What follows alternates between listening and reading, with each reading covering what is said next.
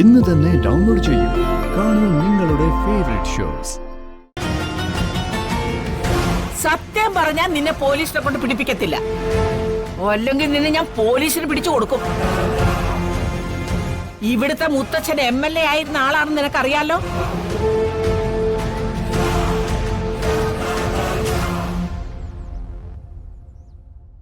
സത്യം പറയടി. അപ്പച്ചി വല്ലത് തെറ്റിദ്ധരിച്ചിരിക്ക. അങ്ങനെ കരുതി കൂട്ടി കൊലപാതകം നടത്താനുള്ള പ്രായമൊന്നും ദീമോൾക്കില്ല.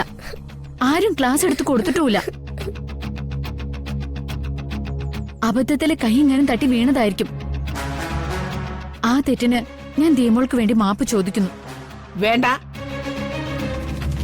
നീ പൂങ്കണ്ണീരും പൊഴിച്ച് മാപ്പ് പറഞ്ഞ് പ്രശ്നം ഒഴിവാക്കാൻ നോക്കണ്ട. നിങ്ങൾ അമ്മയും മോളും ഈ കേസിൽ നിന്ന് അത്ര പെട്ടെന്ന് ഊരി പോവൊന്നുമില്ല.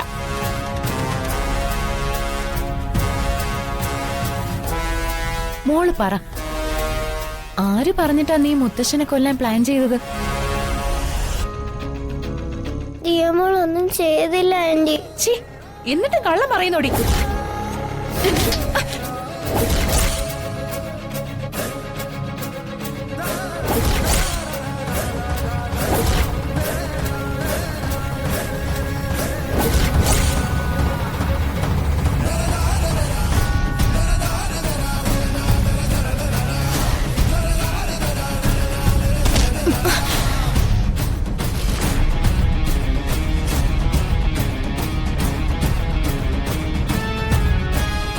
വേണ്ട, അങ്ങനെ ഇല്ലാത്ത കാരണം ഉണ്ടാക്കി കാളിയാട്ടം ആടിയാലൊന്നും ഇവിടെ നിന്ന് ആരും പുറത്തു പോകാൻ പോകുന്നില്ല.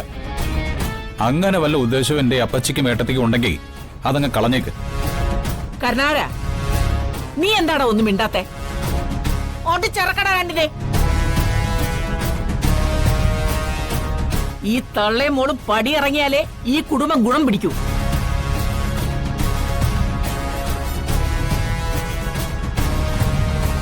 അച്ഛാ, അപ്പച്ചിയുടെ വാക്ക് കേട്ട് വന്ദനയും മോളെ അടിച്ചിറക്കണമെന്ന് അച്ഛന് തോന്നുന്നുണ്ടെങ്കിൽ അത് പറയണം.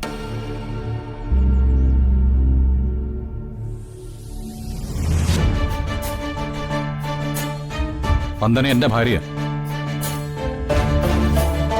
അവളെ പോറ്റേണ്ടത് എന്റെ ചുമതലയാ.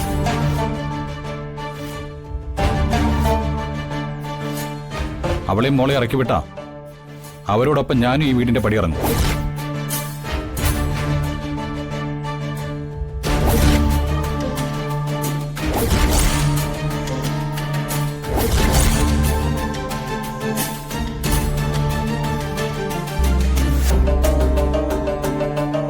പിന്നെ അച്ഛനെ ശല്യപ്പെടുത്തിക്കൊണ്ട് ഈ മകൻ ഒരിക്കലും ഈ പടി കയറില്ല.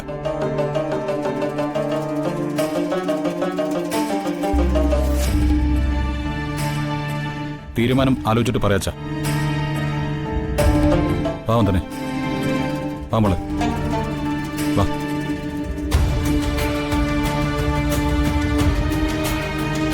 ചേച്ചി, ഞാൻ ആദ്യം ഈ പ്രശ്നത്തെക്കുറിച്ച് ഒന്ന് അന്വേഷിക്കട്ടെ, എന്നിട്ട് വേണ്ടത് ചെയ്യാം. മാനത്തെ കൊട്ടാരം